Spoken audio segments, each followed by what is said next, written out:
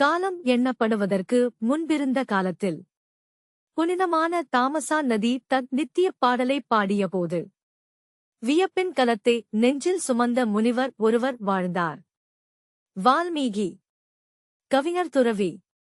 படைப்பின் ஆன்மாவை பிரதிபலிக்கும் தண்ணீரின் அருகே அமர்ந்தார். கிசுகிசுப்பான பிரார்த்தனை போல காலை மூடுபனி அவரது ஆசிரமத்தைச் சுற்றி நடனமாடியது. மற்றும் தாமரை மலர்கள் தங்க சூரியனை முத்தமிட தங்கள் இதயங்களைத் திறந்தன. ஆனால் கேள். ஏனெனில் இந்த விடியலில் மிகவும் ஆசீர்வதிக்கப்பட்ட பிரபஞ்சக் காற்று ஒரு பார்வையாளரை ஏற்றிச் சென்றது. நாரதர். தெய்வீக சஞ்சரிப்பவர்.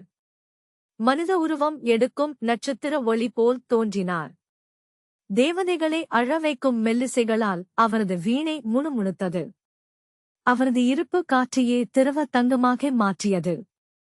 வரவேற்கிறேன், ஓ விண்ணே என்று வால்மீகி பேசினார். அவரது குரல் கோவில் மணிகளைப் போல மென்மையாக இருந்தது.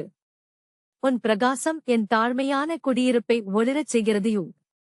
ஆனால் முனிவரின் புராதன உள்ளத்தில் ஒரு கேள்வி கிளப்பியது. ஒரு அழகான, தீர்க்கப்படாத புதிர் போல அவரது தியானங்களை வேட்டையாடிய ஒரு கேள்வி. நதி தன் நீரோட்டத்தை நிறுத்தியது போல் தோன்றியது.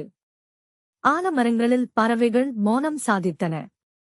புனித நெருப்பு கூட தன் மூச்சை அடக்கியது. வால்மீகி இதுவரை சொல்லப்பட்ட மிகப்பெரிய கதை பிறக்கும் கேள்வியை கேட்கவிருந்தார். ஓ நாரதா என்று அவர் கிசுகிசுத்தார். மேலும் பிரபஞ்சம் கேட்க அருகில் சாய்ந்தது. சொல்லுங்கள். உங்கள் எல்லா 3 உலகங்களிலும் தேவர்கள் மற்றும் மனிதர்களின் ராஜ்யங்கள் வழியாக நீங்கள் எப்போதாவது உண்மையிலேயே பரிபூரணமான ஒருவரை சந்தித்திருக்கிறீர்களா? நித்திய சூரியனைப் போல் பிரகாசிக்கும் குணம் கொண்டவன். இதயம் நிழலை அறியாதவன். யாருடைய சுவாசம் நீதியே?